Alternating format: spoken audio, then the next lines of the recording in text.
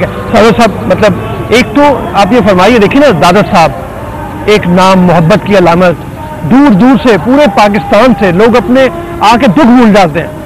अपने परेशानियों को भूल जाते हैं, दुआ करते हैं, स्कूल लेके जाते हैं वापसी को। वहाँ पे इस तरह की कोई हरकत करना मतलब कोई अजीब ही मकसद लगता है इसका, कोई इसके बगैर ऐसा मुमकिन नहीं है। और फिर थोड़ा सा ये भी बताइए, तालीमात जो यहाँ से फैलती हैं उस तालीमात का नतीजा तो कुछ और है, वो तो ये कि मोहब्बत से रहें, सब लोगों को एक बराबर यहाँ पे रहने का हक हासिल है। बिस्मिल्लाहिर्रहमानिर्रहीम। मैं सबसे पहले जियो इंतज़ामिया का और आपका मशकूर हूँ कि आप यहाँ पर तशरीफ़ लाए, और आपने दुरुस्त फरमाया कि इस जगह को टारगेट करने का जो मकसद है वो मुल्क के अंदर फिरका वाराना फसाद को हवा देने की एक नाकाम साजिश है। और मैं ये समझता हूँ कि इसकी बुनियाद मोहतरम अभी फरमा रहे थे, मैं इनसे मुत्तफ़िक़ हूँ 100% कि दुनिया की दूसरी बड़ी रियासत को कोलैप्स करने के लिए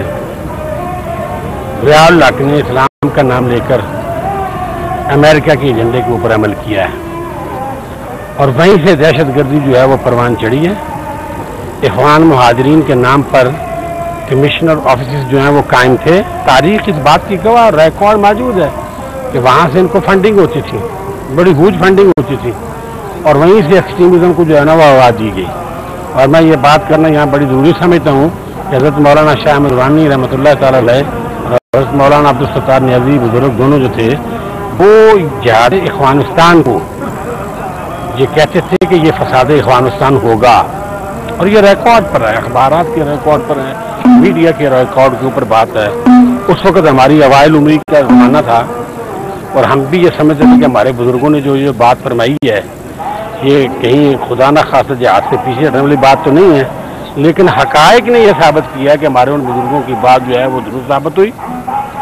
और इस वक्त मुल्क अजीज़ पाकिस्तान के अंदर जिस सफाकाना अंदाज से दहशत गर्दी जो है वो जड़ें पकड़ रही है, जनूबी पंजाब के अंदर उनके रूट्स हैं, हुकूमतें ऑपरेशन करने के लिए तैयार नहीं हैं, हुकूमतों की सफर के अंदर दहशत गर्द घुसे हुए हैं, हुकूमतों के शेल्टर के अंदर ये सारी दहशत गर्दी हो रही है। देखिए ना, मनावा में एक वाक़या हुआ, सिक्योरिटी फोर्सेस के नौजवान वहाँ पे शहीद हुए, उसका चलान जो अदालत में पेश हुआ वो नामुकम्मल था, दहशत गर्द छूट गए। परेड लाइन की जामा मस्जिद के अंदर नमाज जुमा में मुसलमान वहाँ अल्लाह की इबादत कर रहे थे, मशगूल थे। क्या मैं ये पूछना चाहता हूँ उन दीनी स्कॉलर्स को कि जो स्कॉलर्स एक्सट्रीमिज़म को हवा देकर मुसलमानों का गला मस्जिदों में काटने की तरकीब दे रहे हैं, और मैं ये समझता हूँ कि ये हराम काम है और हराम फेल है,